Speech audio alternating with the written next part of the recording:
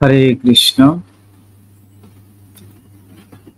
সুধী ভক্ত সজ্জন, আজকে আমরা শ্রীমদ্ ভাগবতমের প্রথম স্কন্ধ প্রথম অধ্যায়ে ৬ নং শ্লোক থেকে আলোচনা করব। তো সকলে আমাদের সাথে থাকুন, শ্রবণ করুন শ্রীমদ্ ভাগবতের সে অমীয় বাণী। ওম জ্ঞানতিমিরান্ধস্য জ্ঞানাঞ্জন শলাকয়া চক্ষুরুন্মিলিतं येन तस्मै श्रीगुरुवे नमः। श्रीचैतन्यमनोभीष्टं स्थापितं येन भूतले स्वयं रूपं तदा मह्यं ददाति स्वपदान्तिकम्। वन्देऽहं श्रीगुरु श्रीयुतपदकमलं श्रीगुरून् वैष्णवं च श्रीरूपं साग्रजातं सहगण रघुनाथं तं सजीवं साधुतं सावधूतं परिजनसहितं कृष्णचैतन्यदेवं श्रीराधा कृष्णपदान् सहगण ललिता श्रीविशाखान्वितं च। नमो विष्णुपदाय कृष्णपृष्ठाय भूतले श्रीमते भक्तिवेदान्त स्वामिनिति नामिने। नमस्ते सरस्वती देवी गौरवाणी प्रचारिणे निर्विशेष शून्यवादी पाश्चात्य देशतारिणे। वंचाकल्पतरुभ्यश्च कृपा सिन्धुभ्येव च पतितानां पावनेभ्यो वैष्णवेभ्यो नमो नमः। नमो महावदान्याय कृष्ण प्रेम प्रदायते कृष्णाय कृष्ण चैतन्य नाम्ने गुरुतिसे नमः। नित्यानंद नमस्तभं प्रेमानंद प्रदायिने कलकल्मषनाशाय जाह्नवीपते नमः। हे कृष्ण करुणा सिंधु दीनबंधु जगत्पते गोपेश गोपिका कांत राधा कांत नमोस्तुते। तप्त कांचन गौरांगे राधे वृंदावनेश्वरी विश्वानुसुते देवी प्रणमामि हरिप्रिये। नीलाचल निवासाय नित्याय परमात्मने बलभद्र सुभद्राभ्यां जगन्नाथाय ते नमः। जय श्री कृष्ण चैतन्य प्रभु नित्यानंद श्री अद्वैत गदाधर शिवासादि गौर भक्तवृंद। हरे कृष्ण कृष्ण कृष्ण हरे हरे, हरे राम राम राम हरे हरे। ओम नमो भगवते वासुदेवाय, ओम नमो भगवते वासुदेवाय, ओम नमो भगवते वासुदेवाय। नारायणं नमस्कृतं नरं चैव नरोत्तमं देवीं सरस्वती व्यासं ततो जयमुदीरयेत्। नष्टप्रायेषु भद्रेषु नित्यं भागवत सेवया भागवतो उत्तम श्लोके भक्तिर्भवति नष्टोपि। श्री गुरुदीनतारिणं श्री चैतन्य ईश्वरं हरे ओम तत्सत्। हरे कृष्ण। सुधী ভক্ত সজ্জন, তো আমরা শ্রীমদ্ ভাগবতম প্রথম স্কন্ধ প্রথম অধ্যায় প্রথম স্কন্ধ প্রথম অধ্যায় শ্লোক ৬। ঋষয় উচঃ তয়া খলু পুরাণানি সৈতিহাসানি চ নঘ আখ্যাতানি পথিতানি ধর্মশাস্ত্রানি জান্নুত। ঋষয় ঋষরা উচঃ বললেন, তয়া আপনার দ্বারা, খলু নিঃসন্দেহে, পুরাণানি পুরাণ সমূহ, স ইতিহাসানি ইতিহাস সহ, চ এবং, অনঘ নিষ্পাপ, আখ্যাতানি ব্যাখ্যা করা হয়েছে, ওপি যদিও, অধীতানি অধ্যয়ন করেছেন, ধর্মশাস্ত্রানি ধর্মশাস্ত্র সমূহ, ইয়ানি এই সমস্ত, উত বলেছেন। অনুবাদ।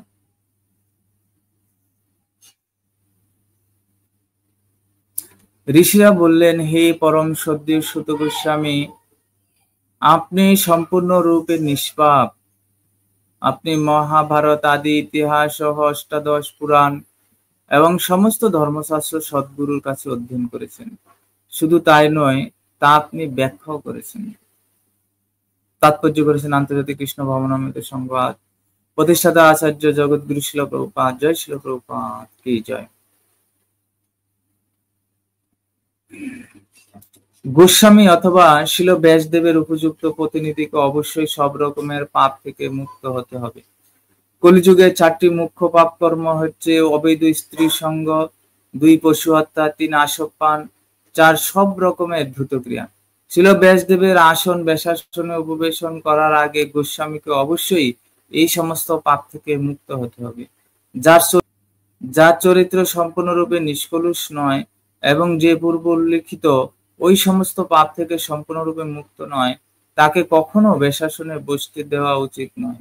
তাকে কেবল এই সমস্ত পাপ থেকে মুক্ত হলেই চলবে না, তাকে অবশ্যই সমস্ত বৈদিক শাস্ত্রে পারদর্শী হতে হবে। অষ্টাদশ পুরাণও হচ্ছে বেদের অংশ, আর মহাভারত অথবা রামায়ণ আদি ইতিহাসও হচ্ছে বেদের অংশ। আচার্য অথবা গোস্বামীকে অবশ্যই এই সমস্ত শাস্ত্র সম্বন্ধে যথার্থভাবে অভিজ্ঞ হতে হবে। তা শ্রবণ করা এবং ব্যাখ্যা করা পাঠ করার থেকে অধিক গুরুত্বপূর্ণ। কেবল শ্রবণ এবং বিশ্লেষণ করার মাধ্যমে এই শাস্ত্রজ্ঞান হৃদয়ঙ্গম করা যায়। এই তত্ত্ব বিশ্লেষণ করাকে বলা হয় কীর্তন। এই দুটি পন্থা শ্রবণ এবং কীর্তন হচ্ছে পারমার্থিক জীবনে উন্নতি করার সবচাইতে গুরুত্বপূর্ণ অঙ্গ। যিনি যথার্থ সদ্গুরুর কাছে বিনীতভাবে শ্রবণ করার মাধ্যমে এই অপাকৃত জ্ঞান লাভ করেছেন, তিনি কেবল সেই বিষয় যথাযথভাবে বিশ্লেষণ করতে পারেন। হরে কৃষ্ণ। এই শ্লোকে শৌনকাদি ঋষিরা সে সুত গোস্বামীকে উদ্দেশ্য করে বলছেন, হে পরম শ্রদ্ধেয় সুত গোস্বামী, আপনি সম্পূর্ণ রূপে নিষ্পাপ। আপনি মহাভারত আদি ইতিহাস সহ অষ্টাদশ পুরাণ সমস্ত ধর্মশাস্ত্র সদ্গুরুর কাছে অধ্যয়ন করেছেন। শুধু তাই নয়, তা আপনি ব্যাখ্যাও করেছেন। এখানে শৌনকাদি ঋষিগণ সুত গোস্বামীকে সম্মান প্রদর্শন করে শ্রদ্ধা নিবেদন করে তার উদ্দেশ্যে বলছেন যে তিনি এক যথার্থ ব্যাসাসনে উপবিষ্ট হওয়ার উপযুক্ত একজন পরম ভক্ত, ভগবানের শুদ্ধ ভক্ত। কেননা তিনি গুরু পরম্পরা ধারায় এই জ্ঞান আদি মহাভারত, বেদ, অষ্টাদশ পুরাণ এবং সমস্ত ধর্মশাস্ত্র তিনি সদ্গুরুর নিকট থেকে তিনি অধ্যয়ন করেছেন এবং সে সম্বন্ধে তিনি জ্ঞান লাভ করেছেন। শুধু তাই নয়, আপনি তা ব্যাখ্যাও করেছেন। তিনি শুধু শ্রবণ করেননি, তিনি কি করেছেন? ওই সমস্ত শাস্ত্রগুলো তিনি পুঙ্খানুপুঙ্খভাবে ব্যাখ্যাও প্রদান করেছেন। তো আমরা জানি যে জ্ঞান লাভের পন্থা হচ্ছে কি করতে হবে? আমাদেরকে শ্রদ্ধা থাকতে হবে গুরুদেবের প্রতি, শাস্ত্রের প্রতি। শ্রদ্ধাবান ও লভতে জ্ঞান। যিনি শ্রদ্ধাবান তিনি জ্ঞান লাভের অধিকারী। এবং সংযত ইন্দ্রিয়কে সংযত করার শিক্ষা আমাদের লাভ করতে হবে। শ্রদ্ধাবান ও লভতে জ্ঞানম তৎপর ও সংযত ইন্দ্রিয়, এবং তিনি তৎপর থাকেন সেই গুরুদেবের আদেশ নির্দেশ পালনের জন্য তিনি তৎপর থাকেন। তৎপর সংযত ইন্দ্রিয় জ্ঞানম লব্ধা পরাং শান্তি। এই ধরনের ভক্ত তিনি জ্ঞান লাভ করতে পারেন এবং সেই জ্ঞান লাভ করে তিনি পরম শান্তি লাভ করেন এবং অচিরে নাদি গচ্ছিতে, এবং অচিরেই তিনি ভগবত ধামে গমন করেন। এই হচ্ছে জ্ঞান লাভের যোগ্যতা। আর আমাদের জ্ঞান লাভ করতে হলে অবশ্যই সদ্গুরুদেবের চরণাশ্রয় গ্রহণ করতে হবে। তদ্বিদ্যি প্রণিপাতেন পরিপ্রশ্নেন সেবয়া উপদেক্ষন্তি তে জ্ঞানম জ্ঞানিনী তত্ত্বদর্শিন। ভগবদ গীতার ৪র্থ অধ্যায়ের ৩৪ নং শ্লোকে হয়েছে তদ্বিদ্যি প্রণিপাতেন পরিপ্রশ্নেন সেবয়া উপদেক্ষন্তি তে জ্ঞানম জ্ঞানিনী তত্ত্বদর্শিন। সদ্গুরু চরণাশ্রয় গ্রহণ করে তার চরণে প্রণিপাত নিবেদন করে। তদ্বিদ্যি প্রণিপাতেন পরিপ্রশ্নেন সেবয়া, তাকে অকৃত্রিম সেবার দ্বারা গুরুদেবকে সন্তুষ্ট করে তাকে কি করতে হবে? প্রশ্ন জিজ্ঞাসা করতে হবে, শ্রদ্ধার সহিত প্রশ্ন জিজ্ঞাসা করতে হবে। তদ্বিদ্যি প্রণিপাতেন পরিপ্রশ্নেন সেবয়া উপদেক্ষন্তি তে জ্ঞানম জ্ঞানিনী তত্ত্বদর্শিন। তাহলে কেবলমাত্র সেই তত্ত্বদর্শটা পুরুষ তোমাকে জ্ঞান উপদেশ দান করবে। তো তাৎপর্য ছিল প্রভুপাদ খুব সুন্দরভাবে এখানে ব্যাখ্যা করেছেন। তো যিনি ব্যাসাসনে উপবেশন করবেন তিনি অবশ্যই ভগবানের প্রতিনিধি, ব্যাসদেবের প্রতিনিধি, এবং তাকে কলিযুগে 4টি মুখ্য পাপ কর্ম বর্জন করতে হবে। অবৈধ স্ত্রী সঙ্গ, পশু হত্যা, আশোকপান, সব রকমের দ্রুত ক্রিয়া, ছিল ব্যাসদেবের আসন ব্যাসাসন উপবেশন করার আগে গোস্বামীকে অবশ্যই এই সমস্ত পাপ থেকে মুক্ত হতে হবে। যার চরিত্র সম্পূর্ণরূপে নিষ্কলুষ নয় এবং যে পূর্ব উল্লেখিত ওই সমস্ত পাপ থেকে সম্পূর্ণরূপে মুক্ত নয়, তাকে কখনোই ব্যাসাসনে বসতে দেওয়া উচিত নয়। তাকে কেবল এই সমস্ত পাপ থেকে মুক্ত হলেই চলবে না, তাকে অবশ্যই সমস্ত বৈদিক শাস্ত্রে পারদর্শী হতে হবে। তো যিনি ব্যাসাসনে বসে ভগবানের এই কথা পরিবেশন করবেন, তাকে অবশ্যই একজন শুদ্ধ ভক্ত হতে হবে এবং কলিযুগে এই 4টি পাপ কর্ম বর্জন করে তাকে নিষ্কলুষ হতে হবে এবং তাকে যথাযথভাবে শাস্ত্রজ্ঞ হতে হবে। তাহলেই তিনি ব্যাসাসনে বসার উপযুক্ত হতে পারেন। তো এইভাবে শৌনকাদি ঋষিরা সুত গোস্বামীকে ব্যাসাসনে উপবিষ্ট করে তার নিকট থেকে সেই জ্ঞান, ভাগবত জ্ঞান, যা গুরু পরম্পরার ধারায় প্রবাহিত হয়ে আসছে, সেই জ্ঞান তারা শ্রবণ এবং কীর্তন করেছিলেন। তারাও তার মাধ্যমে, সুত গোস্বামীর মাধ্যমে সেই জ্ঞান লাভ করেছিলেন। হরে কৃষ্ণ। শ্লোক 7। ইয়ানি বেদবিদম শ্রেষ্ঠ ভগবান বাদরায়ণঃ অন্যে চ মুনয় সুত পরাবর বিদুঃ। ইয়ানি সেই সব বেদবিদ শ্রেষ্ঠ সর্বোত্তম ভগবান পরমেশ্বর ভগবানের অবতার, বাদরায়ণ ব্যাসদেব, অন্য সকলে, চ এবং মুনয় মুনি ঋষিরা, সুত হে সুত গোস্বামী, পরাবর বিদ্বান পণ্ডিতদের মধ্যে যিনি ভৌতিক এবং আদি ভৌতিক জ্ঞান সম্বন্ধে অভিজ্ঞ, বিদুঃ যিনি জানেন। অনুবাদ। হে সর্বপ্রবীণ বেদান্তবিদ সুত গোস্বামী, আপনি ভগবানের অবতার ব্যাসদেবের জ্ঞান প্রাপ্ত হয়েছেন এবং যে সমস্ত ঋষিরা ভৌতিক এবং আদি ভৌতিক জ্ঞান রূপে লাভ করেছেন, তাদের কাছ থেকেও আপনি জ্ঞান প্রাপ্ত হয়েছেন। তাৎপর্য: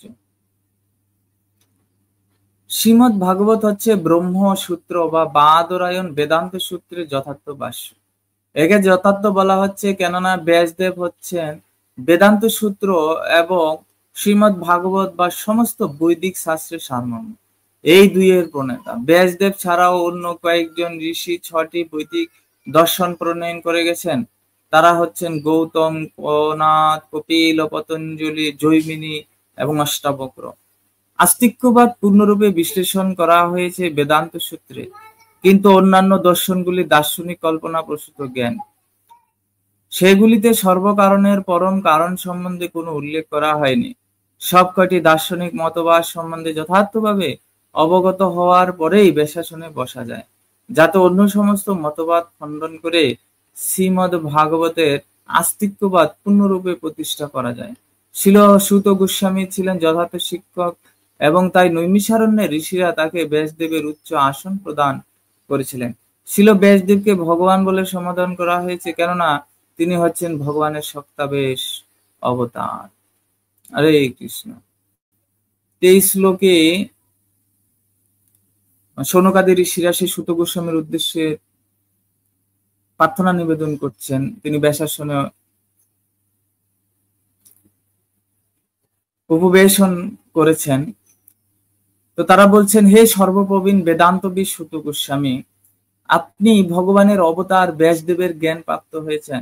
এই সমস্ত ঋষিরা ভৌতিক এবং আদি ভৌতিক জ্ঞান পূর্ণরূপে লাভ করেছেন, তাদের কাছ থেকেও আপনি জ্ঞান প্রাপ্ত হয়েছেন। তো সুত গোস্বামী ছিলেন ব্যাসদেবের শিষ্য।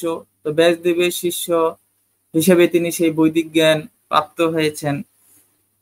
তাছাড়া তিনি আদি ভৌতিক জ্ঞান পূর্ণরূপে লাভ করেছেন, যা তিনি অন্যান্য ঋষিদের কাছ থেকেও সেই জ্ঞান তিনি প্রাপ্ত হয়েছেন। শিল প্রভুপাদ এখানে বলছেন, শ্রীমদ্ ভাগবত হচ্ছে ব্রহ্মসূত্র বা বাদরায়ণ বেদান্ত সূত্রের যথার্থ ভাষ্য।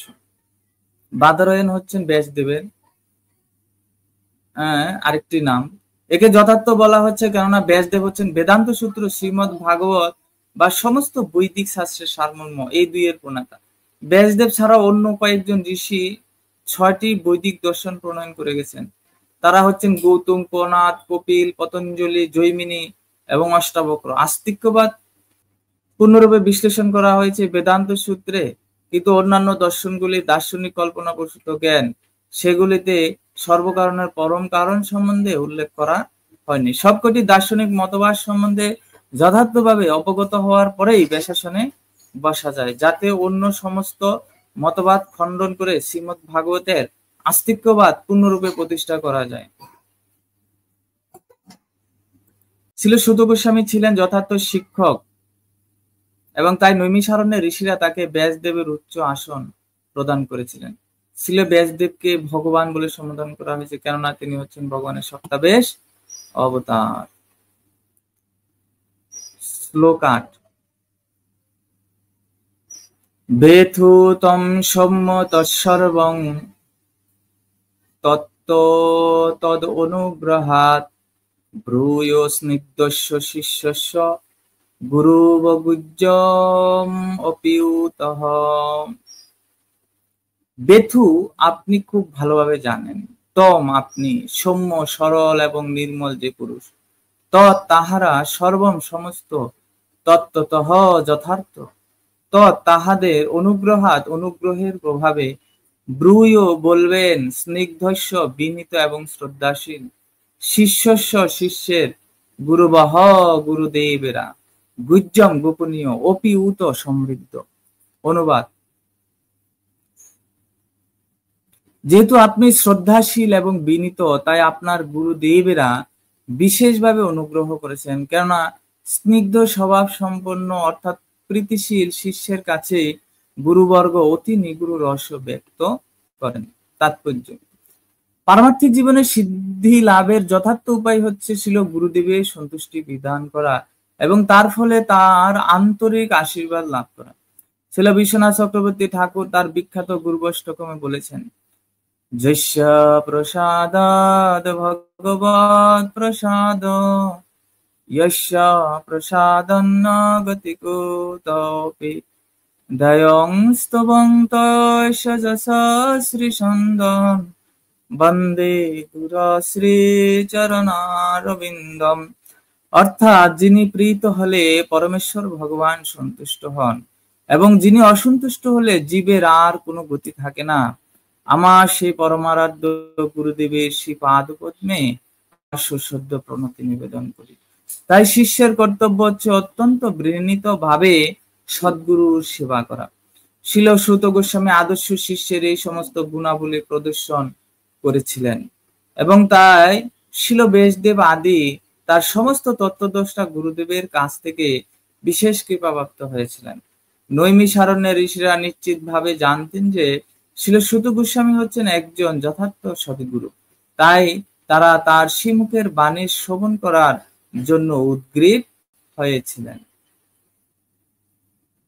তো এখানে সুত গোস্বামীকে লক্ষ্য করে শৌনক আদি ঋষিগণ বলছেন, যেহেতু আপনি শ্রদ্ধাশীল এবং বিনীত, তাই আপনার গুরুদেবেরা বিশেষভাবে অনুগ্রহ করেছেন, কেননা স্নিগ্ধ স্বভাব সম্পন্ন এবং প্রীতিশীল শিষ্যের কাছে গুরুবর্গ অতি নিগুড় রহস্য ব্যক্ত করেন।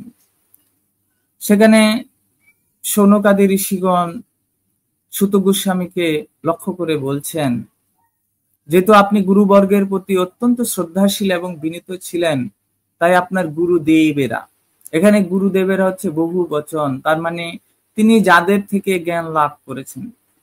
এখানে অত্যন্ত গুরুত্বপূর্ণ একটি শব্দ হচ্ছে গুরুদেবগণ। তো আমরা জানি যে আমরা যখন দীক্ষা গ্রহণ করি, দীক্ষাগুরু একজনই হন, হ্যাঁ, এবং শিক্ষাগুরু বহু হতে পারেন।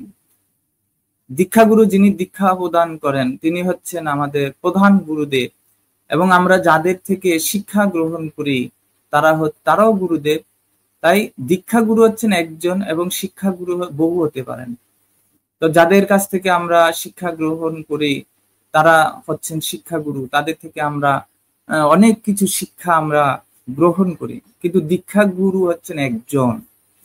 তো শ্রীল সুত গোস্বামীর গুরুদেব ছিলেন ব্যাসদেব, এবং তিনি অনেক মুনি ঋষিদের কাছ থেকেও বিভিন্ন বেদের জ্ঞান, বেদ বেদান্ত উপনিষদ আদি যে জ্ঞান রয়েছে ওই সমস্ত জ্ঞান তিনি গ্রহণ করেছিলেন, এবং যেহেতু তাদের প্রতি তিনি শ্রদ্ধাশীল ছিলেন, বিনীত ছিলেন, তাই বিনীত ব্যক্তি, শ্রদ্ধাবান ব্যক্তি জ্ঞান লাভ করতে পারেন। এবং গুরুর প্রতি যিনি আত্মসমর্পিত থাকেন, এবং গুরু যার প্রতি, যে শিষ্যের প্রতি সন্তুষ্ট হন, সেই শিষ্যের কাছে গুরুদেবগণ এই শাস্ত্রের নিগুড় রহস্য ব্যক্ত করেন। এই হচ্ছে শিষ্যের যোগ্যতা এবং গুরুদেবের যোগ্যতা।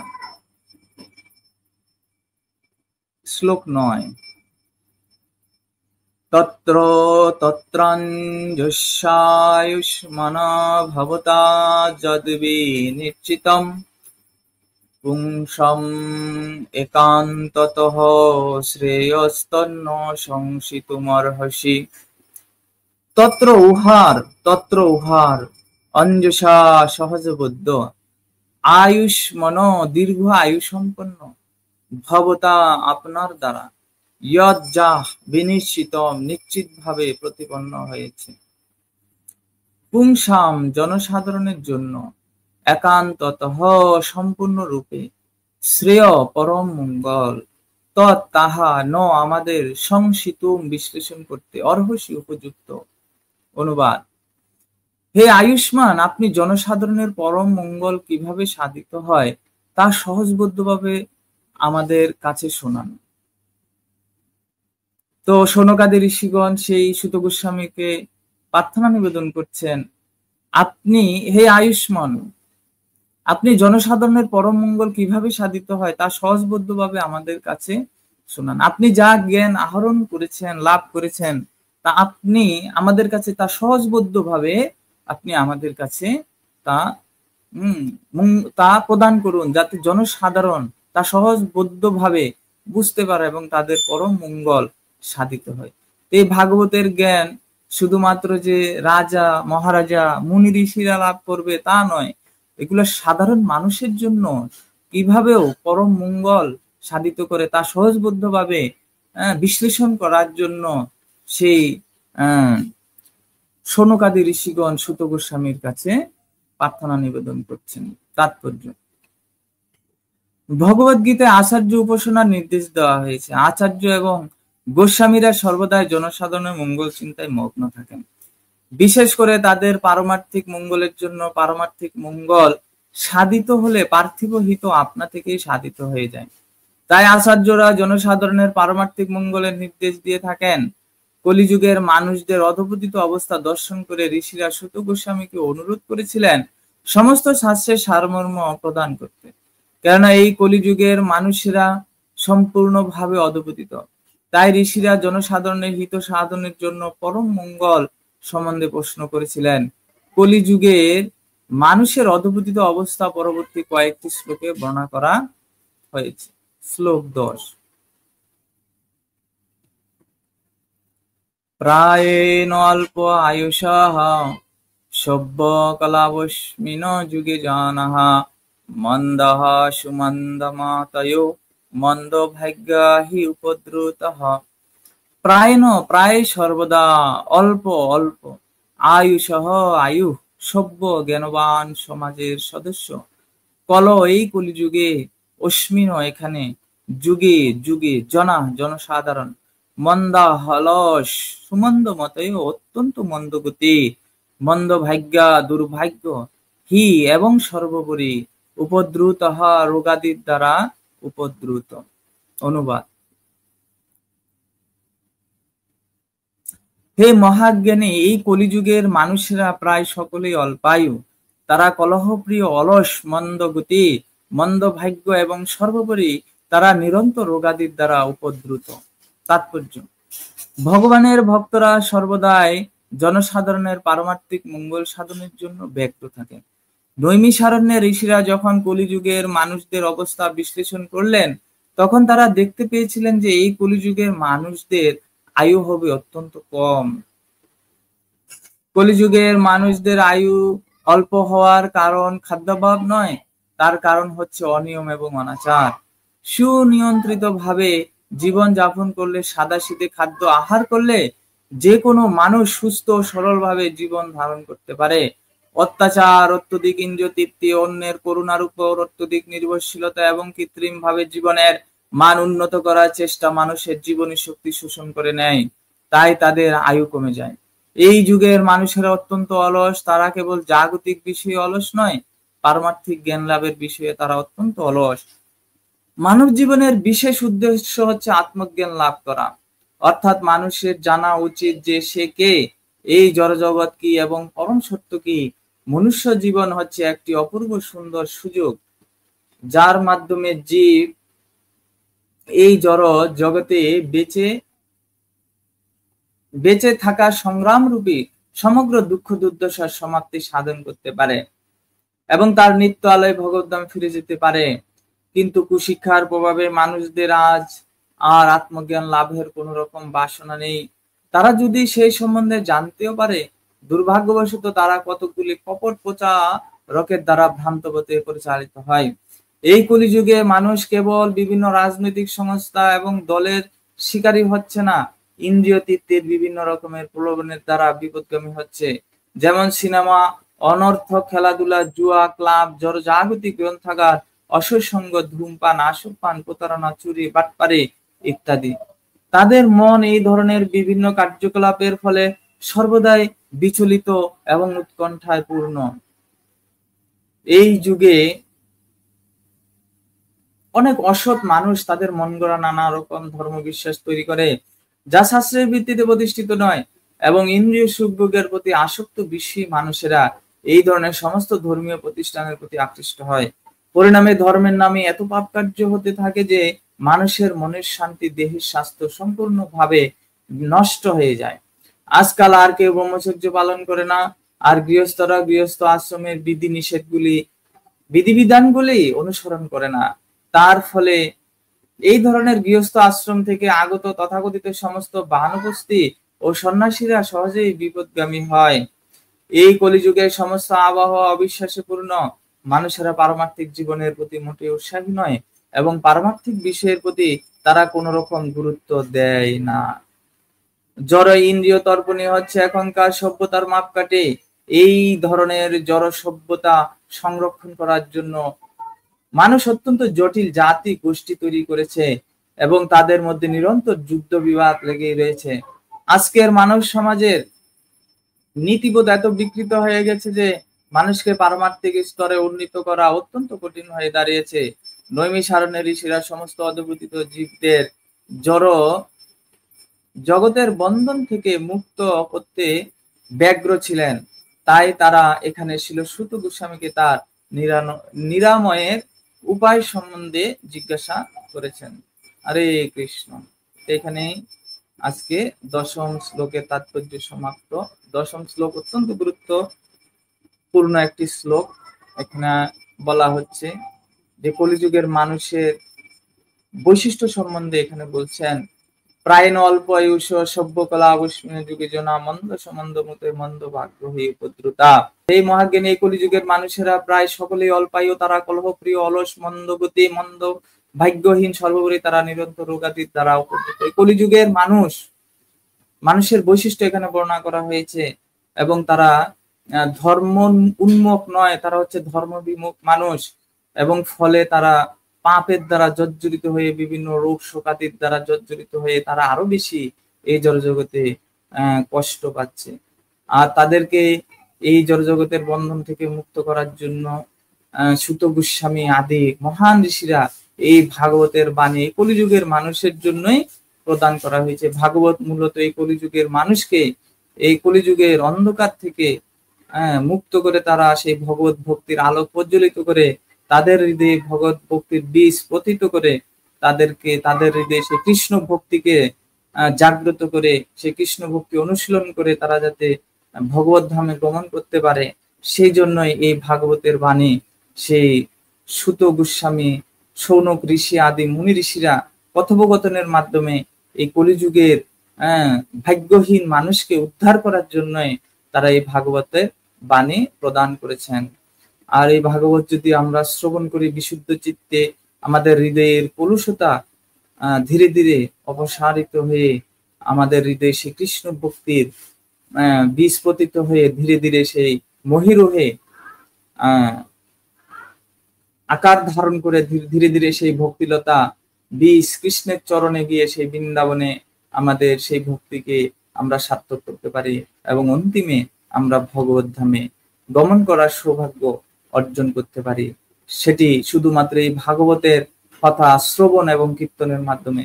তাই আমাদের এই ভাগবতের কথা শ্রবণ করা উচিত, প্রকৃত ধর্ম সম্বন্ধে আমাদের জ্ঞান লাভ করা উচিত এবং এই জগতে বলছে যা কিছু ধর্ম নামে চলে ভাগবত তাহা কহে তাহা পরিপূর্ণ চলে। অনেক রকমের মানুষ তারা ধর্মকে নিয়ে ব্যবসা করেন এবং ধর্মকে বিকৃত করে প্রকৃত ধর্মকে উজ্জ্বল রেখে তাদের নিজেদের ইন্দ্রিয় তৃপ্তির জন্য নিজস্ব মতবাদ তৈরি করে তারা সমাজকে আরো বেশি তারা ধর্মকে কলুষিত করার চেষ্টা করে এবং তারা সহজ সরল মানুষকে তারা বিপদে পরিচালিত করে, নিজেরাও বিপদগামী হয় এবং তারা সাধারণ মানুষকেও বিপদগামী করে। তাই সকলের কাছে আহ্বান থাকবে, আপনারা এই ভাগবতের মাধ্যমে প্রকৃত ধর্ম সম্বন্ধে জানুন, জেনে নিজের জীবনে প্রয়োগ করুন, প্রয়োগ করার মাধ্যমে আপনার এই মনুষ্য জন্মকে সার্থক করুন। হরে কৃষ্ণ কৃষ্ণ কৃষ্ণ হরে হরে, হরে রাম রাম রাম হরে হরে। জয় গ্রন্থরাজ শ্রীমদ্ ভাগবতম কি জয়, শিল প্রভুপাদ কি জয়, শিল গুরুদেব কি জয়, নিতাই গৌর প্রেমানন্দে। হরে হরে বল। হরে কৃষ্ণ। সবাইকে অসংখ্য ধন্যবাদ। Thanks for watching.